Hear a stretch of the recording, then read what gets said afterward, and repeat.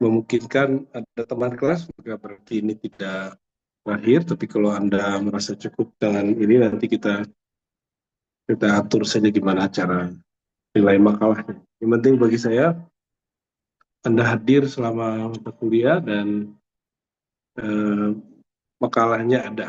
Makalahnya bukan dari AI, tapi terlihat memang kita buat sendiri. Insya Allah itu nanti saya kasih nilai sendiri.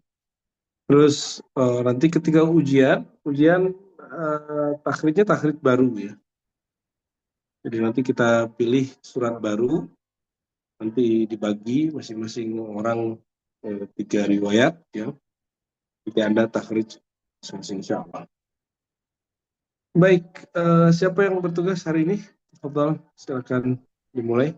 Nah, saya, Buya, Baik, baik, Fadal. oke, izin share screen. Oke.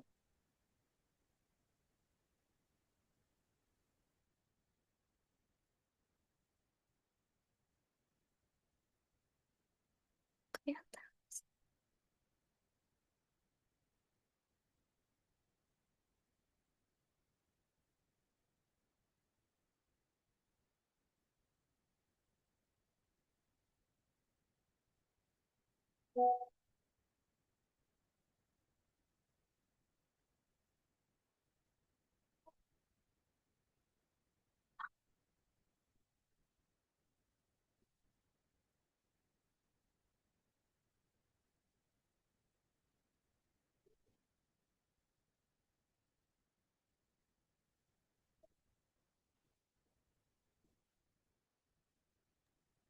Sudah bisa.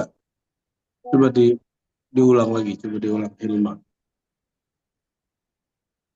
Baik,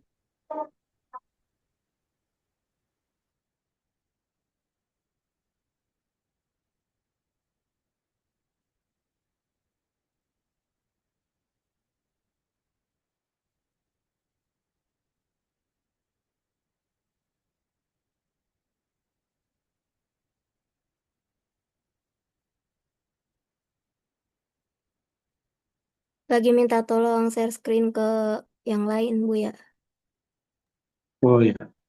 karena sepertinya bermasalah. Apa sekarang Hmm. terlihat, Buya? Enggak kelihatan. Oh, itu baru kelihatan. Kelihatan, Buya. Kayaknya ada yang mencoba yang lain. Ya, ya. Apa terlihat share screen-nya? Oke, oke, ya. Silakan. Oke, baik. Bismillahirrahmanirrahim. Assalamualaikum warahmatullahi wabarakatuh. Alhamdulillahirabbil alamin wa bihi nasta'in wa ala umurid dunya waddin wassalatu wassalamu ala asyrofil anbiya'i wal mursalin wa ala alihi wa sahbihi ajma'in amma ba'd. Yang saya hormati dosen pengampu mata kuliah Takhrij Hadis Dr. Haji Rozim Hashim LCMA serta teman-teman sekalian yang insya Allah dirahmati oleh Allah Subhanahu wa taala. Baik, pada kesempatan kali ini saya akan mempresentasikan hasil Takhrij Hadis dari surah An-Nisa ayat 3. Teks asar Jalaluddin As-Suyuti menafsirkan Quran Surah An-Nisa ayat 3 dalam kitab tafsirnya yang bernama Ad-Durrul Mansur fi Tafsir Bil Ma'sur dengan beberapa riwayat. Salah satu di antaranya yaitu wa akhraja Abdu bin Humaid wa Ibnu Abi Hatim min Tariq Sa'id bin Jubair an Ibnu Abbas fil ayat qala kama khiftum alla ta'dilu fil yatama fakhafu alla ta'dilu fin nisa idza jama'tumuhunna yang dakun. Dan Abdu bin Humaid dan Ibnu Abi Hatim meriwayatkan melalui jalur Sa'id bin Jubair dari Ibnu Abbas mengenai ayat ini. Beliau berkata, sebagaimana kalian takut tidak dapat berlaku adil terhadap anak-anak yatim, maka takutlah pula kalian tidak dapat berlaku adil terhadap para wanita apabila kalian mengumpulkan atau menikahi mereka di istri kalian. Riwayat yang telah disebutkan oleh Jalaluddin As-Suyuti tersebut penulis temukan dalam kitab tafsir Ibnu Abi Hatim, yaitu kitab tafsir Al-Quran Al-Azim pada jilid 1 halaman 857 dengan teks asal sebagai berikut. Haddatsana Ahmad bin Mahdi, haddatsana An-Nufaili, haddatsana Ubaidillah bin Amr Ar-Raqi, an Abdul Karim, an Sa'id bin Jubair, an Ibnu Abbas fi hadil ayah, wa in khiftum alla tuqsitu fil yatama, qala fakama khiftum alla ta'dilu fil yatama, fakhafu alla ta'dilu fin nisa, innama jama'tumuhunna indakum. Ahmad bin Mahdi menceritakan kepada kami, An-Nufaili menceritakan kepada kami, Ubaidillah bin Amr Ar-Raqi menceritakan kepada kami, dari Abdul Karim, dari Sa'id bin Jubair, dari Ibnu Abbas mengenai ayat ini.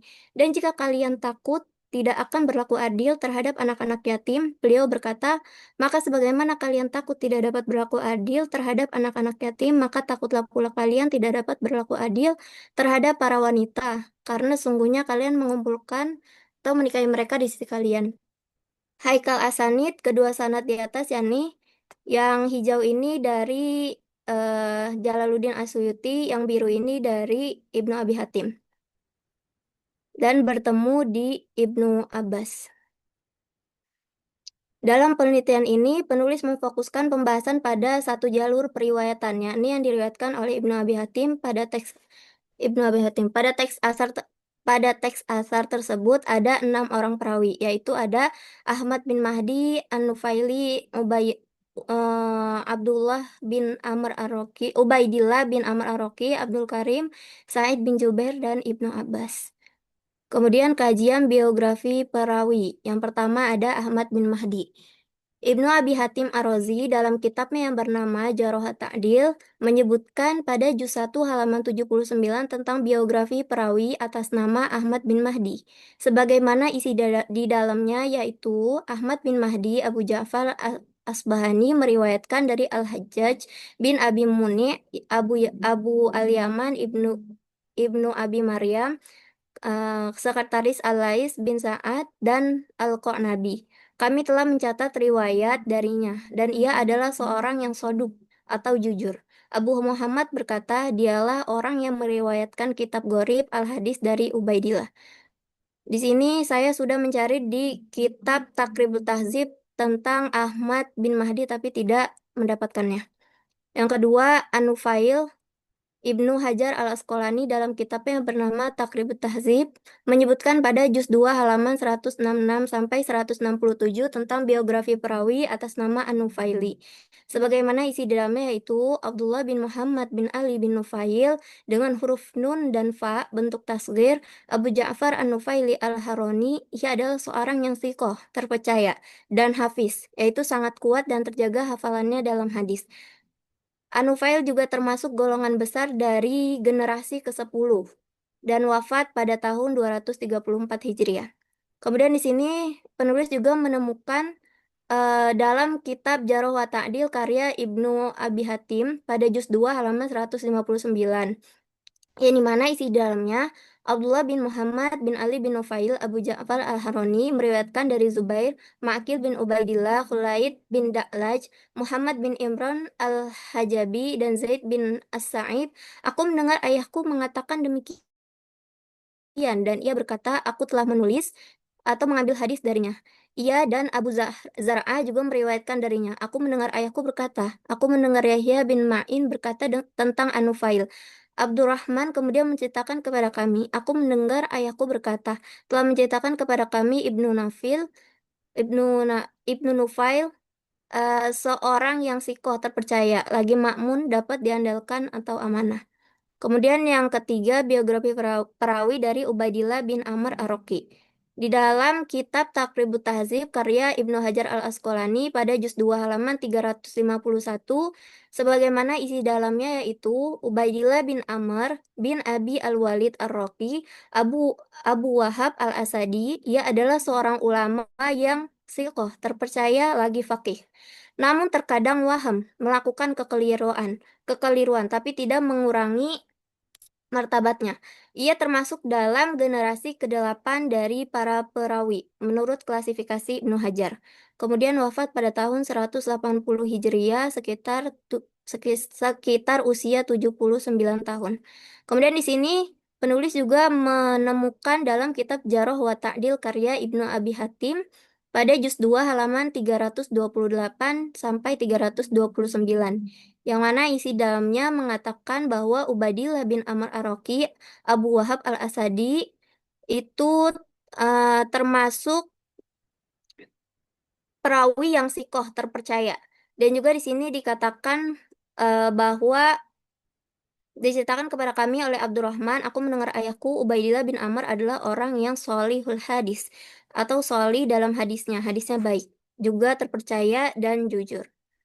Yang keempat di sini ada Abdul Karim dalam kitab Takribut Tahzib karya Ibnu Hajar Al Asqalani. Di sini isi dalamnya itu Abdul Karim bin Malik Al-Jazari Abu Sa'id. Ia adalah Maula Bani Umayyah. Ia dikenal sebagai Al-Hudrami dengan huruf kho dan dot yang bertitik, yaitu merujuk pada sebuah desa di wilayah Yamamah, di Yaman. Ia adalah seorang yang sikoh, terpercaya, mutkin, sangat teliti dan kokoh dalam periwayatan. Kemudian di sini penulis juga menemukan dalam kitab Jarh wa Ta'dil karya Ibnu Abi Hatim pada juz 3 halaman 58 sampai 59, yang mana isi di dalamnya yaitu mengatakan bahwa Abdul Karim bin Malik Al-Jazari Abu Sa'id asalnya dari Istakhir, kemudian pindah ke Haron, yang mana ia adalah sepupu Khusyaif. Ia pernah bertemu dengan Anas bin Malik dan meriwayatkan hadis dari Sa'id bin Al-Musayyib, Tawus dan Sa'id bin Jubair. Ats-Tsauri meriwayatkan hadis darinya, begitu pula para perawi di bawahnya. Aku mendengar ayahku mengatakan hal itu.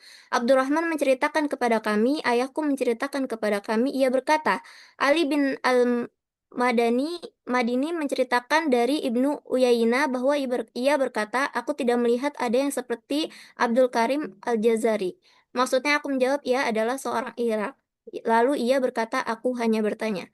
Kemudian diceritakan kepada kami oleh Abdurrahman, ia berkata hal ini disebutkan oleh Muhammad bin Abdullah bin Zaid Al-Mukri, ia berkata, Sufyan berkata Abdul Karim Al-Jazari menceritakan kepada kami bahwa ia adalah seorang yang sikoh.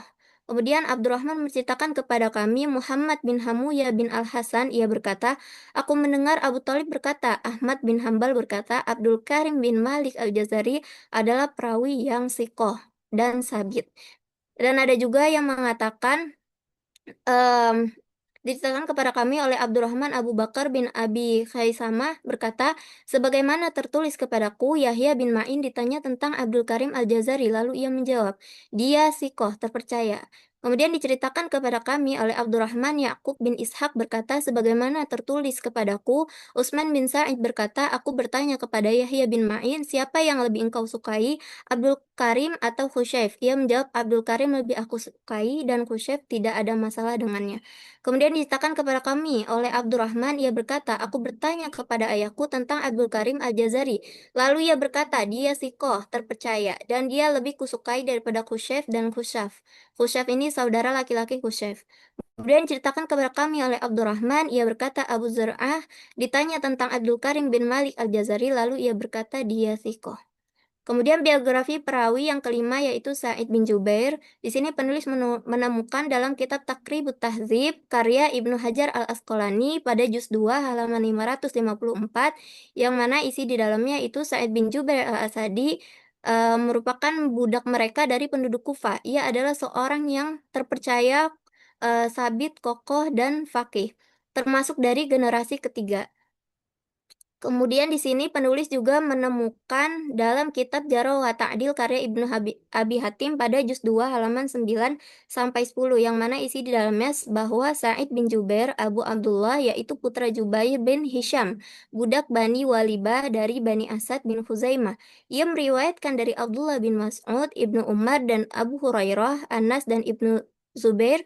Dari beliau meriwayatkan Amr bin Dinar, Abu Bashir, Ja'far bin Abi Wasiyah, dan Ayub As-Saktiani yang berkata, aku mendengar ayahku mengatakan hal itu. Diceritakan kepada kami oleh Abdurrahman, dan di sini panjang. Di dalamnya intinya isinya mengatakan bahwa Sa'id bin Jubair adalah orang yang sikoh, dapat dipercaya. Dan di sini ketika ditanya, diceritakan kepada kami oleh Utsman bin Sa'id Ad-Darmi, ia berkata, aku bertanya kepada Yahya bin Ma'in, siapa yang lebih engkau sukai, Ikrimah atau Sa'id bin Jubair? Ia menjawab, keduanya sikoh.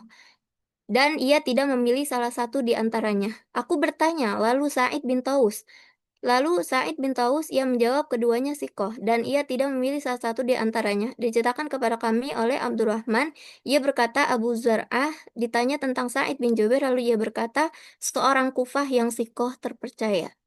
Yang terakhir ada Ibnu Abbas.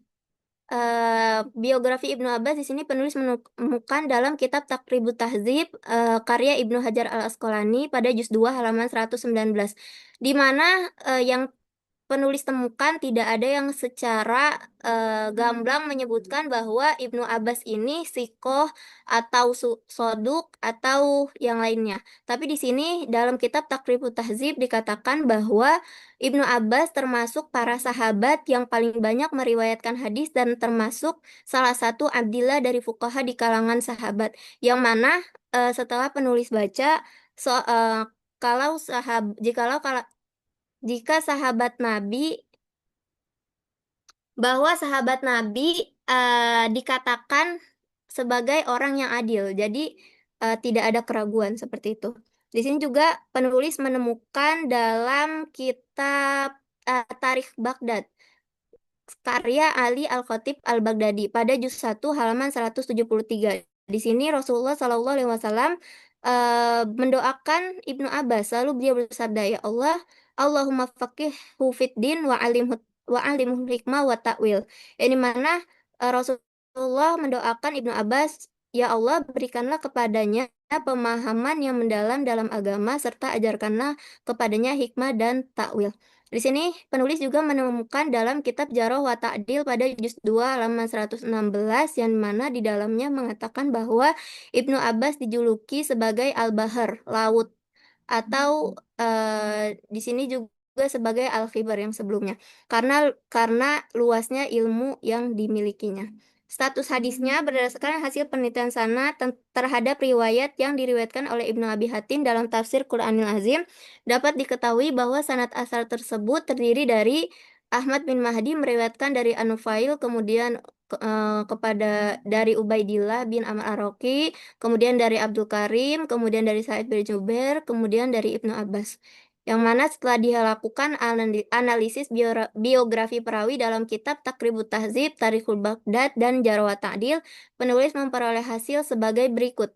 Bahwa Ahmad bin Mahdi Soduk, An-Nufaili Sikoh, Hafiz dan Ma'mun, Ubaidillah bin Amr Ar-Raqis Sikoh, Soduk dan Solihul Hadis. Meskipun disebut terkadang mengalami waham yang tidak sampai menjatuhkan kredibilitasnya. Kemudian yang keempat, Abdul Karim, Sikoh, Mutkin, dan Sabik. Sa'id bin Jubair yang merupakan seorang tabi'in dinilai Sikoh, Sabik, dan Faqih. Dan terakhir Ibnu Abbas, yaitu sahabat Nabi SAW yang terkenal sebagai turjumanil Quran, yaitu penerjemah Al-Quran, yang mana seluruh sahabat Nabi termasuk golongan yang diterima keadilannya, menurut kesepakatan ulama hadis. Maka dari itu, seluruh perawi dari sanad ini berstatus makbul, diterima, dan tidak ditemukan perawi yang majruh. Dari sisi kesinambungan sanad, riwayat ini juga bersambung karena Sa'id bin Jubair merupakan murid yang terkenal banyak meriwayatkan tafsir dari Ibnu Abbas. Sedangkan hubungan periwayatan para perawi setelahnya juga dibuktikan dalam kitab-kitab rijal.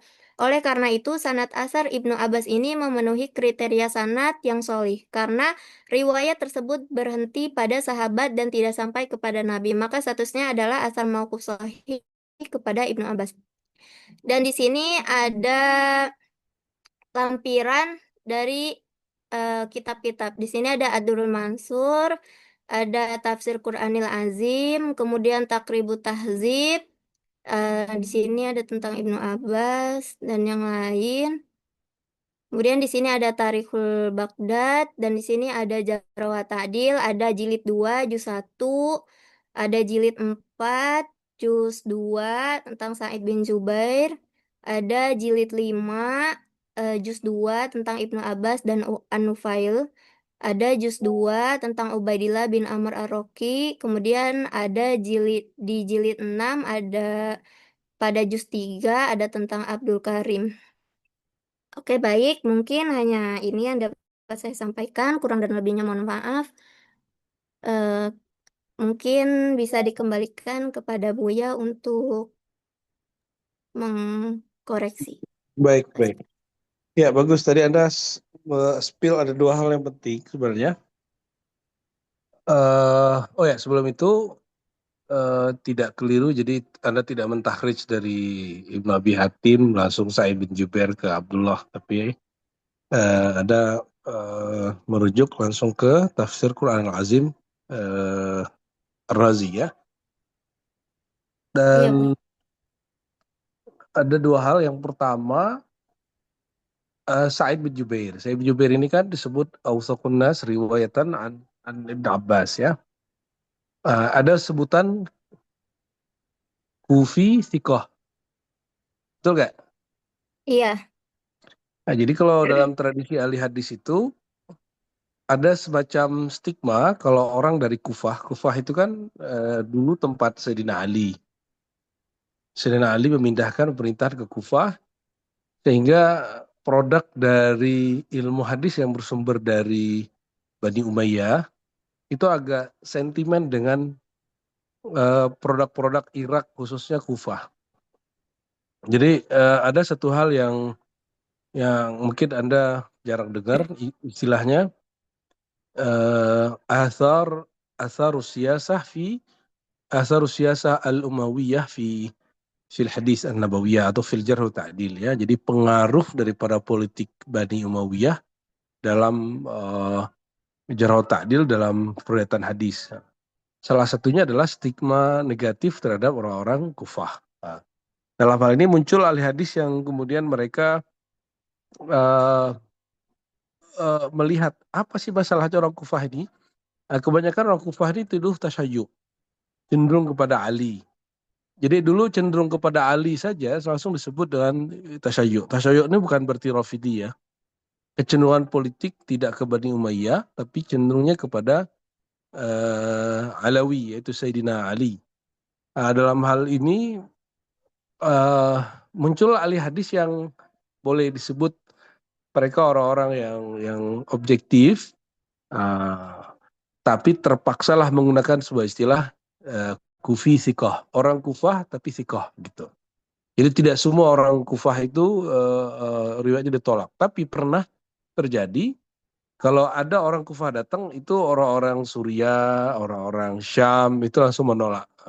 Sa'id bin Jubair adalah potret daripada penilaian objektif para ahli hadis terhadap ini. Jadi uh, ini yang kemudian menjadi perbincangan hangat sampai sekarang di kalangan ahli hadis baik di Timur Tengah atau di sini. Athar siasa al-Umayyah terhadap penilaian jarh wa ta'dil ya. Itu yang pertama. Yang kedua, Abadilah. Dulu saya pernah bahas Abadilah nggak? Jadi nanti ada kalau buka Ma'rifat Ulumul Hadis Ibnu Salah, yang kita pakai, yang tobaah yang kita pakai itu halaman 296 seingat saya. Ahmad bin Hambal atau Hanbali itu ditanya mengenai manhum Abadilah gitu. Beliau menjawab al-Abadilah arba'ah. Abadilah itu 4 saja. Abdullah bin Abbas, Abdullah bin Zubair, Abdullah bin Amr, uh, Abdullah, coba ulang lagi. Abdullah bin Abbas satu, Abdullah bin Umar ya, Abdullah bin Zubair, Abdullah bin Amr. Nah itu. Jadi kalau dicek nama Abdullah di kalangan sahabat itu ada 100 lebih. Nah, yang dimaksud Abadilah adalah Sayyidina Abdullah bin Abbas radhiyallahu taala anhuma. Itu yang penting. Sebentar.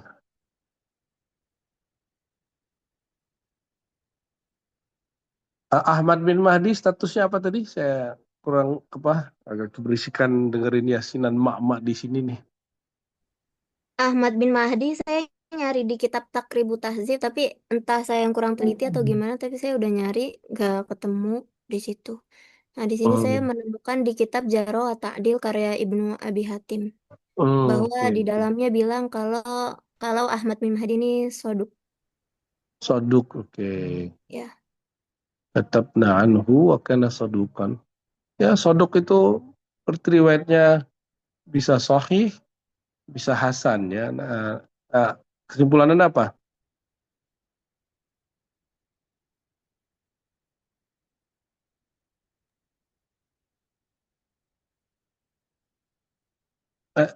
kesimpulan apa Anda tadi apa, Hilma? Riwayat ini hasan apa sahih? Sahih. Oke, oke, bagus ya. Karena eh, Ahmad bin Mahdi kayaknya jarang gitu Bu ya pas saya cari di beberapa kitab. Entah saya yang kurang teliti atau Hmm, gimana. Agak memang sulit. jarang. Yang banyak itu Muhammad Abdurrahman bin Mahdi itu banyak. Tapi Iya, kalau Ahmad nama bin Mahdi, Muhammad itu banyak sekali. nah, oke, oke, Khair. Ini sudah bagus kok. Ya. Oke, lanjut. Siapa lagi setelah Hilma? Baik Bu ya, terima kasih. Ya,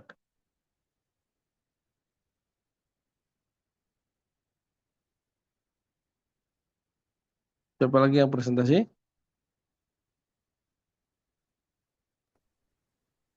Kak Sofia, apakah sudah ada di Zoom? Oh ya, iya ada Kak. Baik saya Bu ya. Oke, silakan Sofia.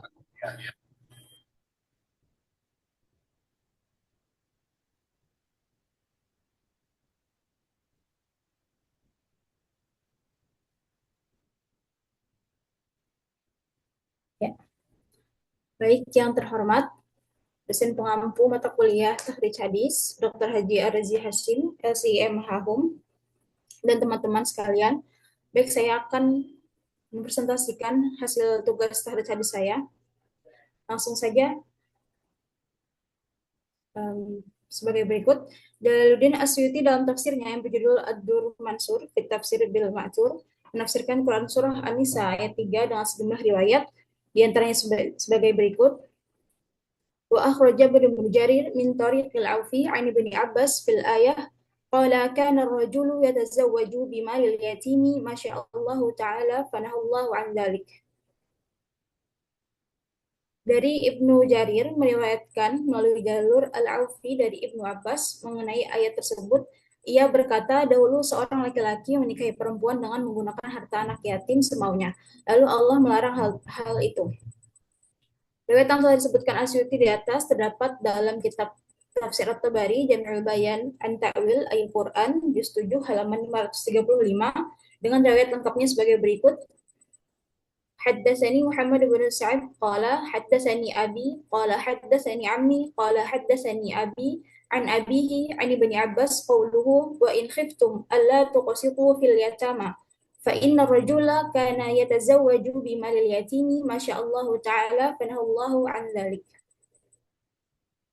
Artinya, Muhammad bin Sa'ad menceritakan kepadaku, ia berkata, ayahku menceritakan kepadaku, ia berkata, pamanku menceritakan kepadaku, ia berkata, ayahku menceritakan kepadaku dari ayahku, dari Ibnu Abbas, tentang firman Allah, wa in khiftum alla tuqsitu fil yatama. Dahulu seorang laki-laki menikahi perempuan dengan menggunakan harta anak yatim semaunya, lalu Allah melarang hal itu. Riwayat di atas berdasarkan jalur periwayatan yang disebut Thariqul Aufi.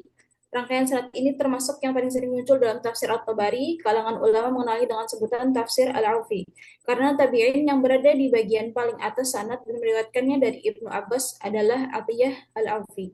Maka urutan sanad tersebut yakni Muhammad bin Sa'ad, Sa'ad bin Muhammad, Al-Husain bin Al-Hasan, Al-Hasan bin Atiyah, Atiyah bin Sa'ad, dan Ibnu Abbas. Berikut haikal asanid untuk riwayat tersebut.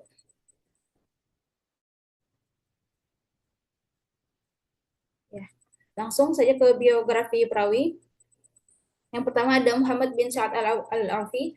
Nama lengkapnya adalah Muhammad bin Sa'ad Muhammad bin Sa'ad bin Muhammad Abu Ja'far al-Aufi, bertempat tinggal di Baghdad, Irak, dan wafat pada tahun 276 Hijriah atau 889 Masehi. Ia berasal dari Bani Auf bin Sa'ad, sebuah bagian dari Bani Amr bin Iyad bin Yashkur bin Bakar bin Wa'il bin Qasid bin Hanad bin Afsa bin Duhmi bin Jadilah bin Asad bin Rabi'ah bin Nizar bin Ma'ad bin Adnan.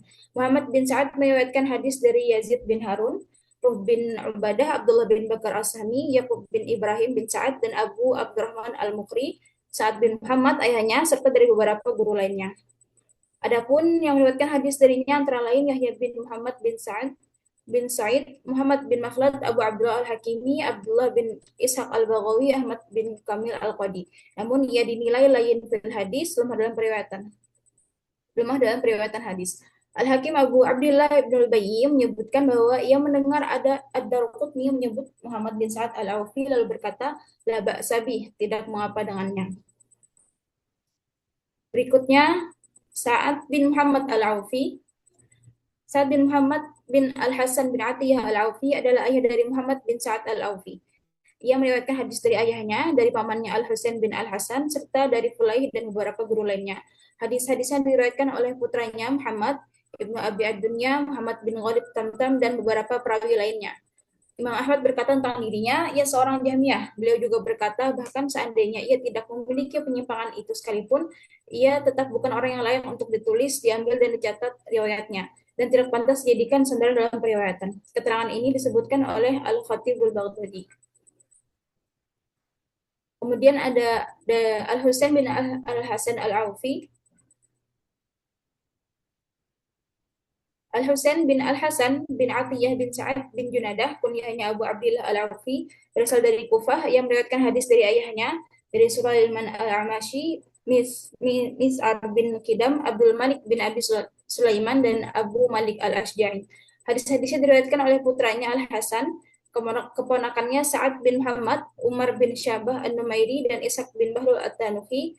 Al-Husain telah meriwayatkan banyak hadis dari para guru, namun ia dinilai lemah dalam periwayatan hadis. Kemudian ia datang ke Baghdad, lalu diangkat menjadi hakim wilayah Asyarkiyah setelah Hafiz bin Qiyas. Setelah itu ia dipindahkan dari jabatan hakim di Asyarkiyah dan diangkat menjadi hakim di Askar Ahmadi pada masa kekhalifahan Harun ar-Rasyid. Selanjutnya ia diberhentikan dari jabatannya, lalu tetap tinggal di Baghdad hingga wafat di sana pada tahun 201 Hijriah atau 202 Hijriah. Ibnu Hibban dalam kitab Al-Majruhin menyebutkan bahwa hadisnya mungkar. Ia meriwayatkan dari Al-A'mashi dan selainnya beberapa riwayat yang tidak ada seorang pun yang mengikutinya dalam meriwayatkan riwayat-riwayat tersebut. Seakan-akan ia sering mencampur adukan atau membolak-balik riwayat itu. Terkadang ia mengangkat hadis mursal menjadi marfu' dan menjadikan riwayat mauquf seolah-olah bersanad penuh. Karena itu riwayatnya tidak dapat dijadikan hujjah. Yahya bin Ma'in berkata ia lemah dalam urusan peradilan dan lemah dalam hadis. Ibnu Sa'ad dalam At-Tabaqat berkata ia telah mendengar banyak riwayat tetapi lemah dalam hadis. Ia juga dinilai lemah oleh Abu Hatim dan An-Nasai. Kemudian ada Al-Hasan bin Atiyah Al-Aufi. Ia berasal dari Kufah. Ia meriwayatkan hadis dari ayahnya dan hadis-hadisnya diriwayatkan oleh putranya Muhammad bin Al-Hasan oleh putranya Muhammad bin Al-Hasan. Ibnu Hibban dalam kitab Al-Majruhin berkata, ia adalah seorang yang mungkar al-hadis. Aku tidak mengetahui apakah cacat kelemahan dalam hadis-hadisnya berasal dari dirinya sendiri, dari ayahnya, atau dari keduanya sekaligus. Sebab ayahnya tidak dianggap bernilai dalam bidang hadis, sementara sebagian besar riwayatnya berasal dari ayahnya. Karena itulah keadaannya menjadi samar dan bermasalah, sehingga wajib untuk meninggalkan riwayatnya. Ia wafat pada tahun 211 Hijriah. Abu Hatim Ar-Razi dalam kitab Jarh wa Ta'dil menyampaikan bahwa Al-Hasan meriwayatkan dari ayahnya, dan meriwayatkan darinya adalah Muhammad bin Ishaq, putranya yang bernama Hasan bin Al-Hasan, serta Harun bin Al-Mughirah. Aku mendengar ayahku mengatakan hal itu, dan aku juga mendengar ayahku berkata, dia adalah perawi yang lemah hadisnya. Ibnu Hajar Al-Asqalani dalam kitab Taqrib Tadhib menyebutkan Al-Hasan adalah seorang perawi yang lemah, dan ia termasuk dari tabaqah ke-6. Berikutnya ada Atiyah bin Sa'ad Al-Aufi. Atiyah bin Sa'ad bin Junadah Al-Aufi berasal dari kabilah Jadilah dari Qais dan berkunyah Abu Al-Hasan. Ibunya adalah seorang budak perempuan Romawi. Ia terus menetap di Kufah hingga wafatnya pada tahun 111 Hijriah. Ia meriwayatkan hadis dari Abu Sa'id Al-Khudri, Abu Hurairah, Ibnu Umar, dan Ibnu Abbas. Hadis-hadisnya diriwayatkan oleh Al-Amashi, Ismail bin Abi Khalid, Miz'ar, Ibnu Abi Layla, dan Qurrah bin Khalid. Imam Ahmad menyebutkan bahwa Atiyah dhaiful hadis. Sufyan Al-Thawri dan Hushaim juga menambahkan hadis-hadis Atiyah. Ibnu Sa'ad dalam kitabnya menyebutkan ia adalah seorang yang sikoh, terpercaya insya Allah, dan memiliki hadis-hadis yang baik, namun sebagian ulama tidak menjadikannya sebagai hujjah. Ibnu Hajar Al-Asqalani menyebutkan Atiyah adalah seorang soduk, namun banyak melakukan kesalahan. Ia juga seorang syiah dan mudalis dari tabaqat ketiga. Ibnu Hibban dalam kitab Al-Majruhin menjelaskan bahwa Atiyah mendengar beberapa hadis dari Abu Sa'id Al-Khudri, namun setelah Abu Sa'id wafat, ia mulai sering duduk bersama Al-Kalbi dan menghadiri majelis kisah-kisah ceramah yang disampaikannya. Apabila Al-Kalbi berkata Rasulullah Shallallahu Alaihi Wasallam bersabda demikian dan demikian, maka Atiyah menghafalnya. Kemudian ia memberi kunyah kepada Al-Kalbi dengan sebutan Abu Said, lalu meriwayatkan darinya. Ketika ditanya siapa yang menyampaikan hadis ini kepadamu, ia menjawab, Abu Said telah menceritakan kepadaku. Maka orang-orang mengira bahwa yang dimaksud adalah Abu Said Al-Hudri, padahal yang maksud sebenarnya adalah Al-Kalbi. Oleh karena itu, tidak halal menulis hadisnya kecuali untuk tujuan mengetahui kelemahannya. Kemudian yang terakhir, Ibnu Abbas, Abdullah bin Abbas bin Abdul Muthalib bin Hashim bin Abdi Manaf bin Qusay. Kunyah beliau adalah Abu Al-Abbas, ibunya adalah Ummul Fadl, Lubabah Al-Kubra binti Al-Haris bin Hazan bin Bujair bin Al-Huzam bin Ruwaibah bin Abdullah bin Hilal bin Amir. Ibnu Abbas mempunyai beberapa anak, diantaranya Al-Abbas bin Abdullah, Ali bin Abdullah, Al-Fadl bin Abdullah, Muhammad bin Abdullah, Ubaidullah bin Abdullah, Lubabah binti Abdullah. Ibnu Abbas lahir di Syib ketika Bani Hashim sedang berada dalam masa pengepungan dan pemboikotan. Ibnu Abbas lahir tidak lama sebelum mereka keluar dari tempat tersebut, yaitu sekitar 3 tahun sebelum Hijriah. Ibnu Abbas wafat pada tahun 68 Hijriah di Taif. Ibnu Abbas meriwayatkan sejumlah riwayat yang cukup banyak dari Umar, Ali, Mu'adz, ayahnya Al-Abbas bin Abdul Muthalib, Abdurrahman bin Auf, Abu Sufyan, Syakur bin Harb, Abu Dar, Ubay bin Ka'ab, Zaid bin Sabit, dan banyak lagi selain mereka. Ia belajar Al-Quran kepada Ubay bin Ka'ab dan Zaid bin Sabit dan belajar Al-Quran darinya. Yang meriwayatkan hadis darinya antara lain putranya Ali, keponakannya Abdullah bin Ma'bad, para maula bekas budak yang telah dimerdekakan yaitu Ikrimah, Miksam, Quraib, dan Abu Ma'bad Nafi. Kemudian Anas bin Malik, Abu Tufail, Abu Umar bin Sahal, saudaranya Kasir bin Abbas, Urwah bin Az-Zubair, Ubaidullah bin Abdullah, Taus, Abu Sya'asa, Jabir, Ali bin Al-Husain, Sa'ad bin Jubair, dan masih banyak lagi yang meriwayatkan darinya. Berikutnya terkait status riwayat tersebut, silsilah al-sanid pada hadis yang dibahas adalah sebagai berikut.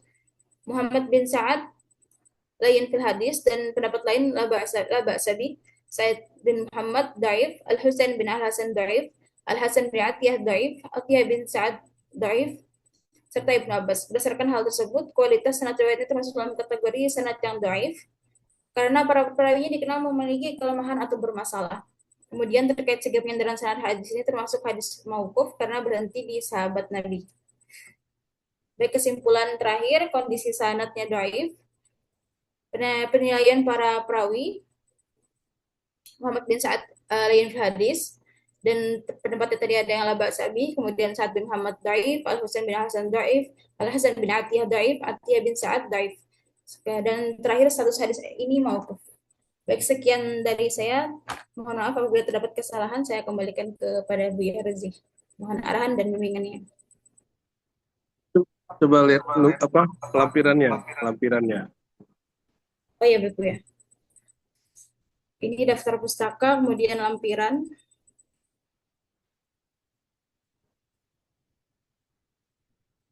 Biografi, maaf. Ini biografi Muhammad bin Sa'ad Al-Aufi, kemudian biografi Sa'ad bin Muhammad Al-Aufi, kemudian biografi Al-Husain bin Al-Hasan Al-Aufi, kemudian ada biografi Al-Hasan bin Atiyah,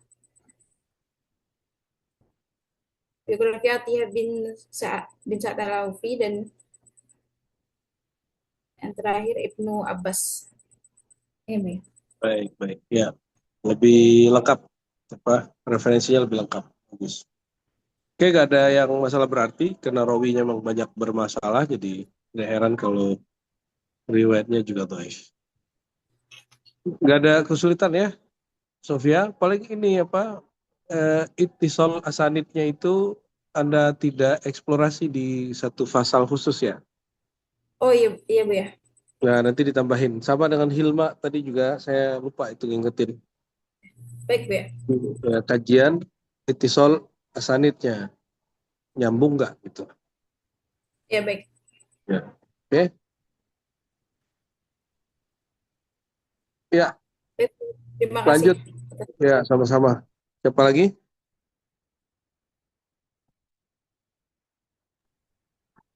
Pak Ahwani mungkin boleh dilanjut, Pak.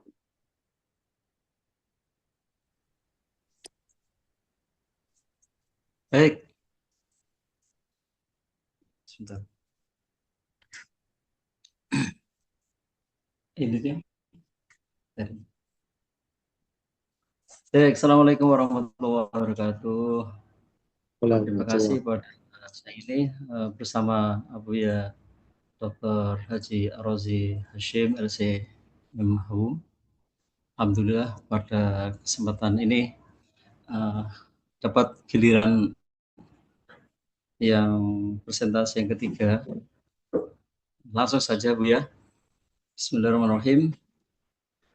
Dalam kitab tafsir Ad-Durrul Mansur ketika menafsirkan Quran surat An-Nisa, Imam Jalaluddin As-Suyuti menyebutkan beberapa riwayat, diantaranya adalah Kharaja bin Jarir Amduhak fil ayah kola kanu fil jahiliyah layar zuna mimalil yatim syai'an wa hum yankihuna ashran nisa'i wa tankihuna nisa'a aba'ahum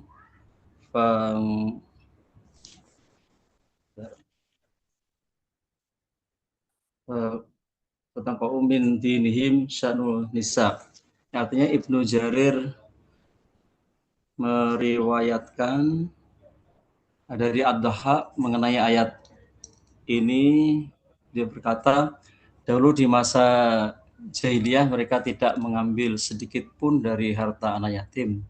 Namun mereka menikahi 10 wanita dan menikahi istri-istri ayah mereka, lalu mereka kehilangan atau memperhatikan urusan wanita dalam agama mereka.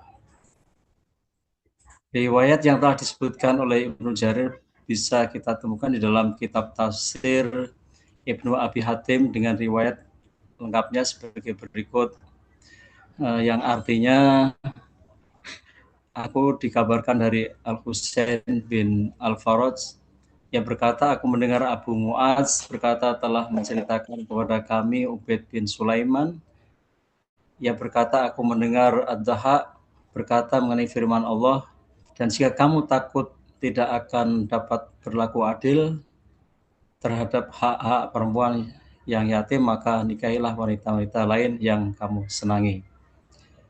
Dahulu pada masa jahiliyah, mereka tidak mengambil atau mengurangi harta anak yatim sedikit pun, namun mereka menikahi hingga 10 orang wanita dan menikahi istri-istri ayah mereka. Lalu mereka menaruh perhatian mereka khawatir dalam urusan agama mereka terkait perkara anak-anak yatim. Sehingga mereka bertanya kepada Nabi Allah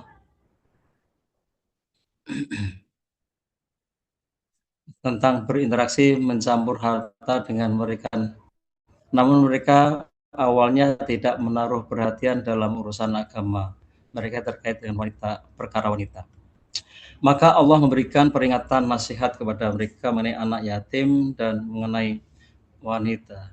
Allah berfirman tentang anak yatim, dan janganlah kamu menukar yang baik dengan yang buruk. Sampai ayat seterusnya, sesungguhnya tindakan itu adalah dosa yang besar. Dan Allah memberikan peringatan kepada mereka dalam urusan wanita. Maka Allah berfirman, maka nikahilah wanita-wanita yang kamu senangi. Quran Surat An-Nisa. Serta berfirman, dan janganlah kamu menikahi wanita-wanita yang telah dinikahi oleh ayahmu. Surat An-Nisa ayat 22. Pada riwayat ini terdapat 4 orang perawi, yaitu Al-Husain ibnul Faraj, Abu Mu'ad, Ubaid ibnu Sulaiman, yang keempat ada Ad-Dahhak. Kajian atas para perawi: 1. Husain ibnu Faraj. Yang adapun uraian jarah wa ta'dil pada rawi ini, komentar menukil dari kitab Al-Jarah wa Ta'dil karya Imam Abu Hatim Ar-Razi. Al-Husain ibnul Faraj Al-Khubat Al-Baghdadi, langsung artinya, ia meriwayatkan hadis dari Yahya bin Sa'id, Abdurrahman bin Mahdi, Waqi' Su'aib bin Harb, Abi Muawiyah, Muhammad bin Fudair, Abdullah bin Idris, dan Husain Al-Jufi. Ayahku Abu Hatim Ar-Razi pernah menulis hadis darinya di Basrah pada masa Abu Al-Walid, juga di kota Roy. Namun kemudian ayahku meninggalkannya, tidak lagi mengambil hadis darinya dan tidak membacakan satupun hadisnya. Hadatsana Abdurrahman sana Husain ibnu Hasan qala sa'altu Yahya bin Mu'in anil Husain al-Khiyat alladhi qadama ar-ra'yi faqala kadzaba sahabi Sakran Syatir. Telah menceritakan kepada kami Abdurrahman, telah menceritakan kepada kami Al-Husain bin Al-Hasan, ia berkata, aku bertanya kepada Yahya bin Mu'in tentang Al-Husain Al-Khiyat yang datang ke kota Roy. Lalu ia menjawab, dia adalah seorang pendusta atau pemabuk. Kemudian telah menceritakan kepada kami Abdurrahman, ia berkata, Abu Zur'ah menyebutkan tentang Al-Husain bin Al-Faraj Al-Khayat dan berkata, dia pernah menceritakan kepada kami sebuah hadis dari Abu Muawiyah, namun hadisnya telah hilang, tidak bernilai. Abdurrahman berkata, aku bertanya lagi kepada Abu Zur'ah tentangnya. Lalu ia menjawab, dia bukan apa-apa, atau artinya tidak bernilai, aku tidak akan meriwayatkan hadis darinya. Kemudian telah menceritakan kepada kami Abdurrahman, ia berkata, ayahku Abi Hatim ditanya tentang Husain bin Al-Faraj, maka ia menjawab, orang-orang telah memperbincangkannya, mengkritiknya, adapun yang diingkari darinya adalah hadis Ibnu Abairak, yang mana hadis itu sebenarnya tidak ada kecuali pada riwayat Ibnu Abi Shu'aib. Namun dia Husain ibn Faraj malah meriwayatkan juga. Yang B, adapun Urain Jarrah wa Ta'dil pada rawi ini, Matan menukil dalam kitab Al-Jami' Simil Kutub Ad-Dufa wal Matrukin wal Khadzabin karya Imam Syedi bin Muhammad bin Salim An-Nu'man. Yang artinya Abu Zur'ah berkata kepadaku, dahulu Al-Husain bin Al-Faraj dan Al-Bayyah termasuk di antara para hufat, orang yang hafalannya kuat. Ia datang menemui kami dan kebetulan saat itu di tempat kami sedang ada Ibrahim bin Sa'id Al-Jauhari. Di tempat kami ada juga seorang pemuda yang dipanggil Al-Husain Ad-Dinari. Pemuda ini memiliki koleksi riwayat hadis dari Al-Qasim bin Amrul An-Qazi dan hadis Tuhrub Al-Ijli. Tiba-tiba Al-Husain bin Al-Faraj mengklaim memiliki hadis-hadis tersebut, lalu meriwayatkannya dari Al-Qasim. Hal ini membuat Al-Husain Ad-Dinari menggerutu kesal dan berkata, dari mana dia mendapatkan hadis ini dan kapan pula dia mendengarkannya. Maka Ibrahim Al-Jauhari rahimahullah, yang memang orangnya suka bercanda, berkata, Husain Ad-Dinari tadinya punya sebuah hadis yang ia gunakan untuk berdagang di pasar, mencari keuntungan, popularitas. Lalu datanglah orang ini, Al-Husain Al-Faraj, dan kemudian kedua Abu Mu'ad. Adapun Urain Jarrah wal Ta'dil pada rawi ini, pemateri menukil dari kitab Al-Jarrah wa Ta'dil karya Imam Abu Hatimi Ar-Razi.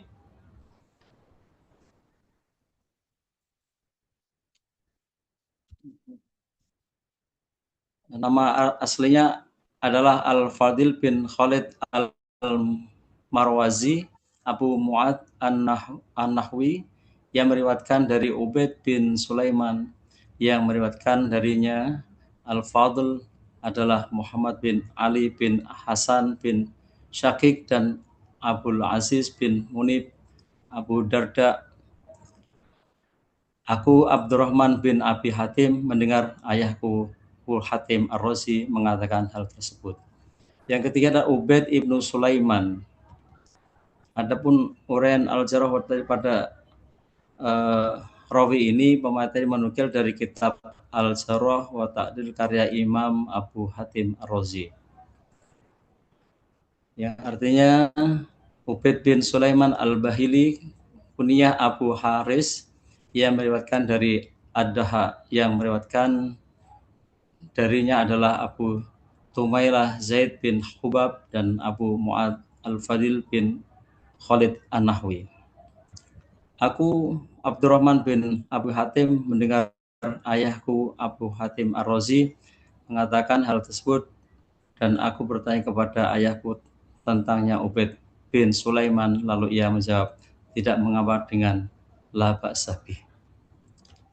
Telah menceritakan kepada kami Abdurrahman, yang berkata ayahku ditanya tentang perbandingan antara Ubaid bin Sulaiman dan Zubair, maka ia menjawab, Ubaid bin Sulaiman lebih aku sukai daripada Juwaibir. Langsung keempat, Ad-Duha. Ad-Daha. Adapun uraian Jarh wa Ta'dil pada rawi ini, pemateri menukil dari kitab Al-Jami' al-Kutub Ad-Du'afa wal Matrukin wal Kadzabin karya Imam Syadi bin Muhammad bin Salim An-Nu'man.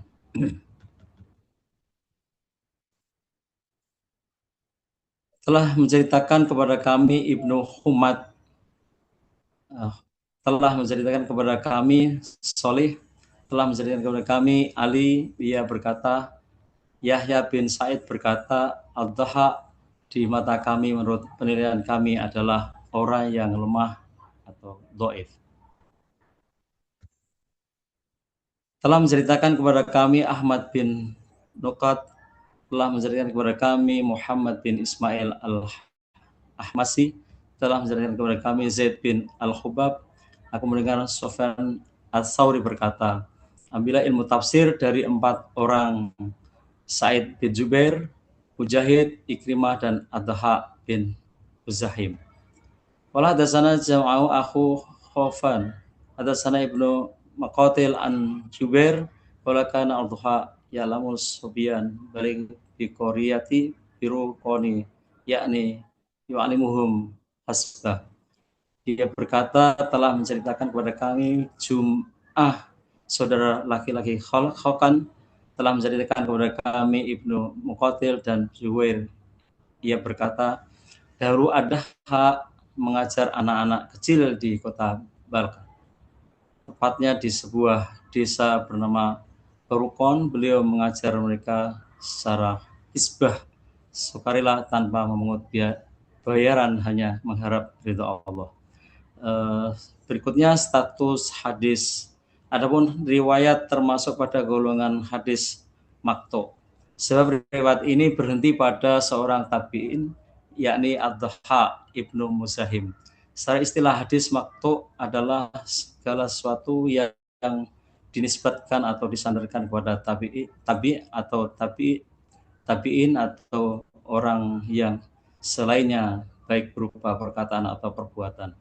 Dari segi kualitas sanadnya, riwayat ini termasuk pada kualitas matruk, sebab ada satu perawi yang di Jarh wa Ta'dil berkualitas buruk, didapati tuduhan berbohong, yaitu Husain ibnu Faras, bahkan mendapatkan komentar sebagai pencuri hadis atau pemabuk. Dan 3 rawi lainnya, Abu Mu'az, Sulaiman ibnu Sulaiman, Ad-Daha bin Muzahim, tidak memenuhi derajat sikoh. Kesimpulan setelah diuraikan mengenai kondisi para perawi riwayat tersebut, dapat disimpulkan bahwa dari segi kualitas sanadnya matruk, status hadisnya maktu, dan penilaian terhadap perawinya tidak ada yang mencapai derajat sikoh. Dan lampiran yang dapat kami lampirkan, kitab Durrul Mansur, kitab Tafsir Tabari,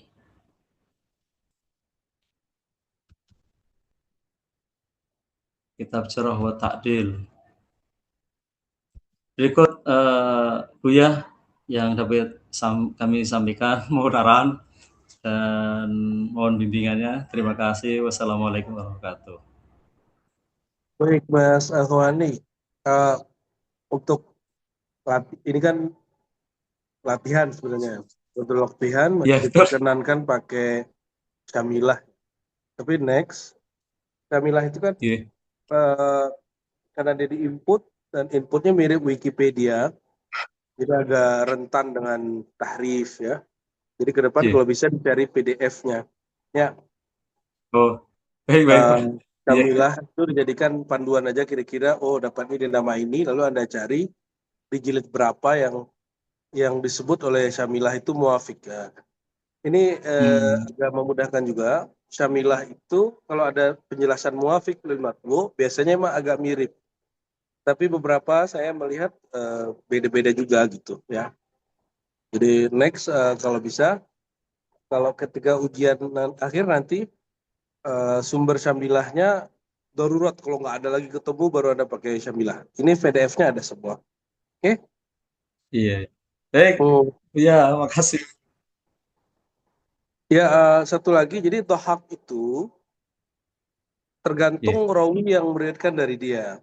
Kalau rawinya oke, maka riwayat dari dohaknya oke. Tapi kalau rawinya bermasalah, maka eh, riwayat tafsiriyah dari dohak pun juga banyak bermasalah. Jadi sebenarnya dohak sendiri dia masih bisa mu'tabar fi tafsir ya. Lakin bihasabi ruwat anhu ya.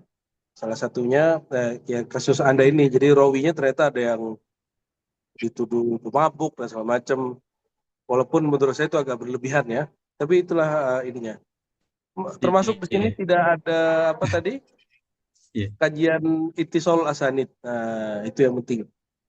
Ittisal asanid, ketersambungan sanad. Jadi dilihat tahun wafatnya, tahun lahir antara rawi ini kira-kira nyambung atau tidak, atau ma'rifatul buldan. Orang ini dari kota mereka, kira-kira mereka pernah jumpa atau tidak. Oke, itu ditambahin bagian itu. Baik, Fair, fair. iya. Ya, ya. Kalau kuliah ini sudah Makasih. standarnya sih sudah dapat. Ya, lanjut. Siapa lagi? Izin Bu ya, saya Baik.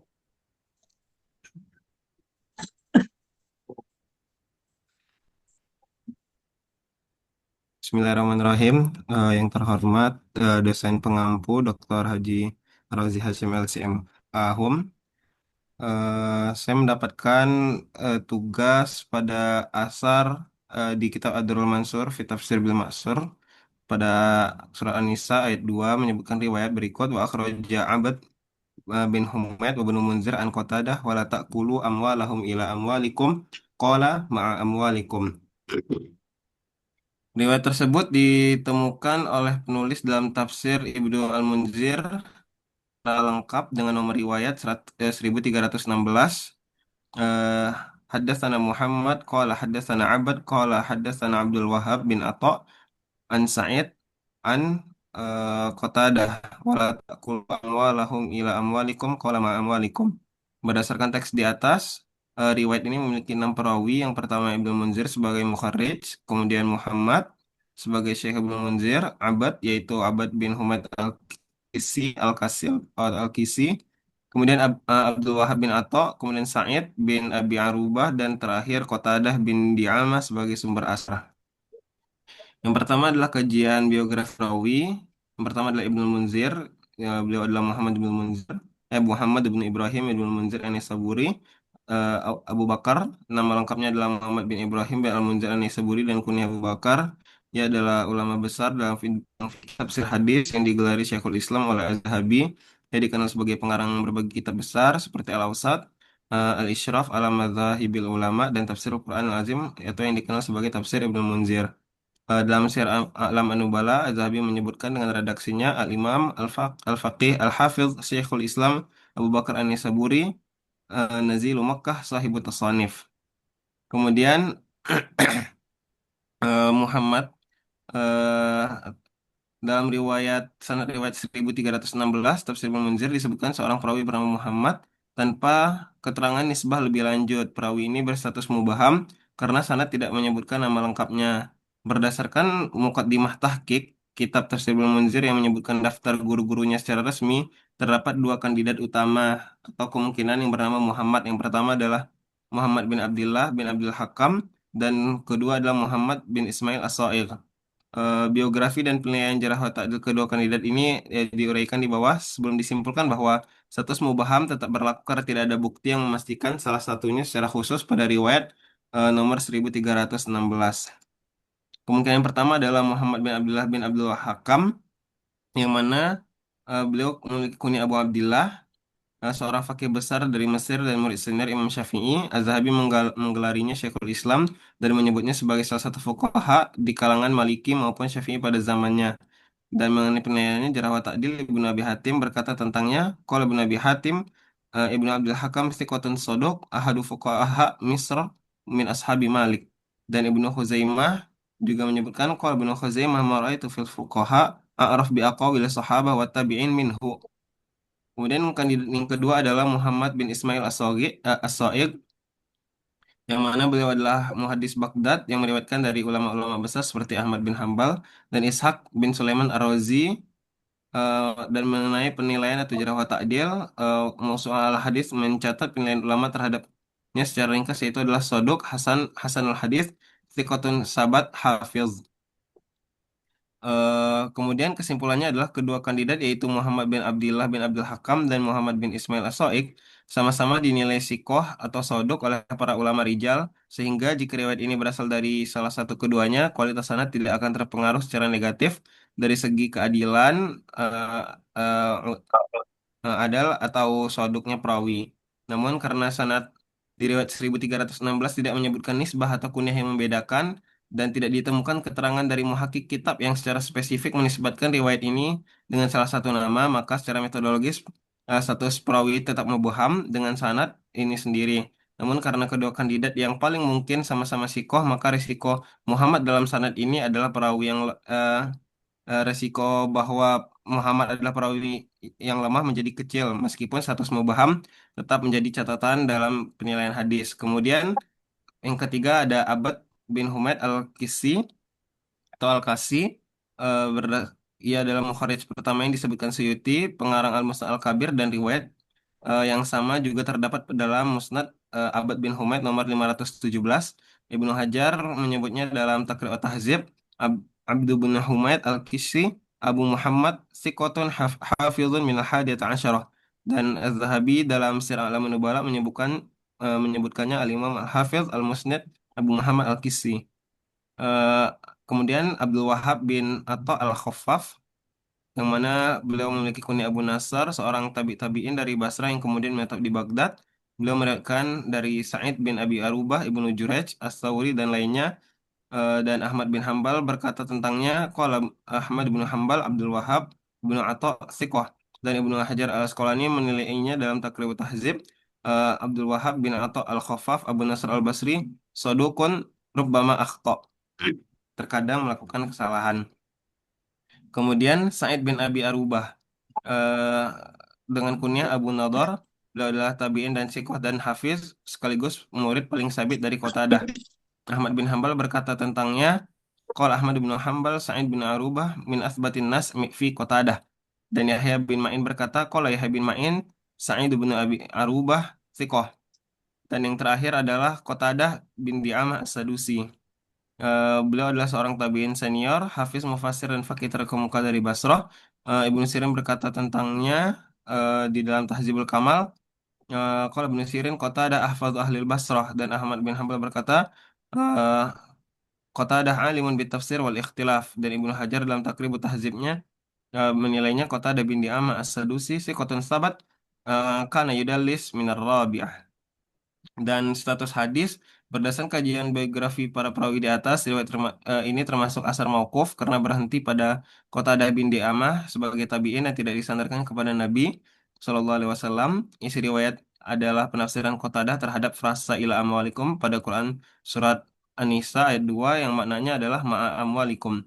Dari segi ketersambungan sanad, riwayat ini memiliki beberapa catatan. Yang pertama adalah hubungan Muhammad bin Munzir dan Muhammad berstatus mubham, sehingga rantai ini tidak dapat dinilai secara sempurna. Kemudian Abad sebagai Abad bin Humaid adalah perawi Syekhul Hafiz, Ketiga, hubungan Abdul Wahab bin Atha dari Sa'id bin Abi Arubah perlu diperhatikan terkait masa ikhtilat Sa'id, bahwa Sa'id di masa tuanya pernah dikomentari oleh beberapa ulama, hafalannya ikhtilat. Kemudian Abdul Wahab termasuk murid senior Sa'id, dan yang keempat, hubungan Sa'id dari Qatadah adalah yang paling kuat berdasarkan penilaian Ahmad bin Hambal. Secara keseluruhan, kualitas sanad riwayat ini adalah hasan disebabkan adanya perawi mubham pada posisi guru Ibnu Al-Munzir atau Muhammad. Kelemahan ini dikuatkan oleh adanya jalur lain dalam Musnad Abad bin Humaid nomor 517 yang memiliki sanad lebih pendek dan lebih jelas, sehingga secara keseluruhan riwayat ini dapat dijadikan takyid dalam tafsir Quran Surat An-Nisa ayat 2. Kesimpulan terakhir, riwayat ini pertama adalah riwayat ini adalah asar mauquf yang berhenti di Qatadah bin Di'amas sebagai seorang tabi'in yang sikoh, sahabat dan hafiz.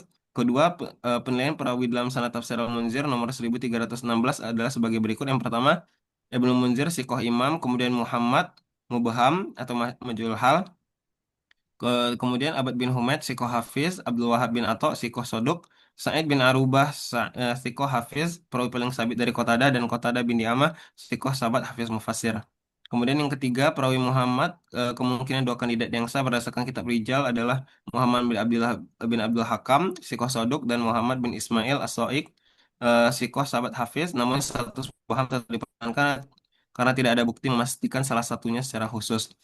Kemudian yang keempat, sanad riwayat ini adalah hasan karena adanya perawi mubham, namun riwayat ini tetap bernilai sebagai ta'yid dalam tafsir didukung oleh jalur musnad Abad bin Humaid nomor 517. Dan yang kelima, penafsiran Qatadah bahwa frasa ila amwalikum bermakna ma'a amwalikum atau bersama harta kalian adalah penafsiran yang kuat diterima para mufassir dan didukung kaidah penggunaan ilah dalam arti ma'a dalam bahasa Arab. Itu adalah ini dan lampiran Durrul Mansur eh, dan Syiar Alamun Nubala gitu Bu ya. Oke, Mas Yusuf, coba kembali Di, ke teks. Ada nggak tafsir Quran, tafsirnya Ibnu Munzir itu ada nggak? di mana Bu ya? Ini lampiran-lampiran. Eh, belum terfoto sih Bu ya, kalau lampiran dari tafsir belum dilampirkan Bu ya. Nah, jadi Ibnu itu gunanya Hmm. Dirasatul Asanid itu salah satunya adalah tarjamatul ruwat. Iya Bu Eh, ya. biografi rawi itu yang harus Anda pastikan adalah nama. Nah, ada tradisi di kalangan ulama kita dalam menulis kitab, ketika dia meriwayatkan satu teks, yang meriwayatkan muridnya. Nah, jadi ketika Hmm. disebut, nah itu kan ada tulis haddatsana qala haddatsana Muhammad. Jika disebut Muhammad di situ, itu adalah si pengarang itu sendiri. Muhammad bin Ibrahim atau yang dikenal Ibnul Munzir. Jadi itu bukan Oh. Muhammad ibn Sa'id atau Ibnul Hakam, bukan. Itu adalah Hmm. Muhammad bin Bin Ibrahim atau Ibrahim masyhur dengan Ibnul Munzir, Anis. pengarang kitab ini. Nah, itu yang saya Oh. tahu biasanya. Jadi nanti ada perbaiki bayan itu. Jadi Baik Bu idza ya. utliqa fi kitabihi qala hadatsana Muhammad di awal gitu ya. Itu Hmm. al-murad bihi al-musannif. Ibnul Oh. Munzir ini kan namanya Muhammad bin Ibrahim Iya Bu ya. An-Naisaburi atau Ibnul Munzir An-Naisaburi. Dia sezaman dengan At-Tabari, wafatnya pun hampir-hampir sama ya, beda-beda tipis. Dia Hmm. kan wafat sekitar 309 atau 310 Hijriah. Beda-beda tipis dengan At-Tabari ya. Jadi seperguruan malah. Itu nanti jadi Anda sudah berusaha, oh Muhammad ini bisa jadi Ibnu Sa'id atau Ibnu Hakam, itu sudah oke. Tapi ternyata bukan mereka. Muhammad ini adalah pengarang sendiri. Ini Anda kan sering kalau baca kitab Tobari sering gitu. Di teks Tobari itu, rawinya kitab Tobari ini mengatakan, Bu kalau Jackson. hadatsana Ibnu Jarir. Ibnu Jarir itu bukan orang lain daripada Ibnu Jarir At-Tabari, tapi dia sendiri. Itu juga di Baik. Musnad Ahmad bin Hambal ya, sering juga disebut kalau hadatsana Ahmad dan lain sebagainya. Gitu ya. Baik Bu ya. Terima kasih Ya, banyak Bu ya. oke oke. kajian Ittisalul Asanidnya. Jadi jadi tambahan di sini tarjamatul ruwat, namanya Anda pastiin, kemudian Ittisalul Asanid, hampir semuanya lupa di situ. Anda buat tadi apa nih nggak? Bagannya nggak? Ada bagannya nggak antara riwayat Ibnu Munzir dan siapa? Abad bin Humaid, ada nggak? Di terakhir Bu ya, ini Bu ya. Bagan. Belum Bu. Nanti Anda buatin ya, buat bagannya. Oh, Buat baik Bu. bagan sanad itu termasuk salah satu kenikmatan orang mentakhrij lah ya. Baik Bu ya. Dicoba dibuat. Baik. Oke. Terima kasih baik Bu ya. Baik. Ya, ini sudah berapa orang tadi? 4 Bu ya. Berapa? 4. Ada 4 orang. Ilma, Sofia, Ada 4 Bu ya. Aku Ani. Saya rasa cukup dulu lah ya. Ini saya menawarkan Anda masih mau tambahan kelas atau tidak? Kalau menjelang itu Bu ya, menjelang UAS mungkin kalau masih ada Bu ya. Ya, mungkin kalau mau nanti hari apa nih ya, coba cek dulu jadwal saya. Sebentar.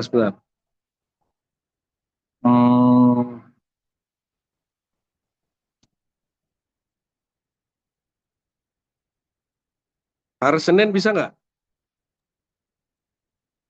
Nanti jamnya kita sepakati.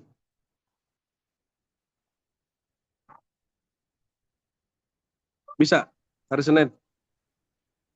Kalau saya bisa Bu ya, tapi yang lain nanti cek Bu ya. Tanya dulu Bu. Coba Insya nanti Allah, Bu ya. jadwal kelasnya janjian ya. Ya. Mungkin hari Minggu atau Senin paginya coba kontak saya. Nanti kita janjian jamnya. Fleksibel aja. Oke? Kita cicil. Ya, ini sisa berapa orang lagi yang belum? Kebetulan masih cukup banyak Bu ya, 19 orang. 19. Nanti Iya. kita kebut. Saya pengen dengar juga sih yang 19 ini kayak gimana bentuk ininya, jadinya. Sembari nanti hari Senin itu saya bagikan tugasnya. Tugas akhirnya nanti Anda takrib bagian mana aja. Oke? Saya rasa cukup dulu. Jadi emang limitnya kalau udah 4 tuh udah puyeng dengernya ya. Nah, kalau sampai tahu nanti hari Senin bisa lebih banyak. Fair? Kita cukupkan dulu. Nakhrutim alhamdulillah wassalamualaikum Muhammad. Sampai jumpa hari Senin insyaallah. Assalamualaikum warahmatullahi wabarakatuh. Waalaikumsalam warahmatullahi wabarakatuh. Assalamualaikum.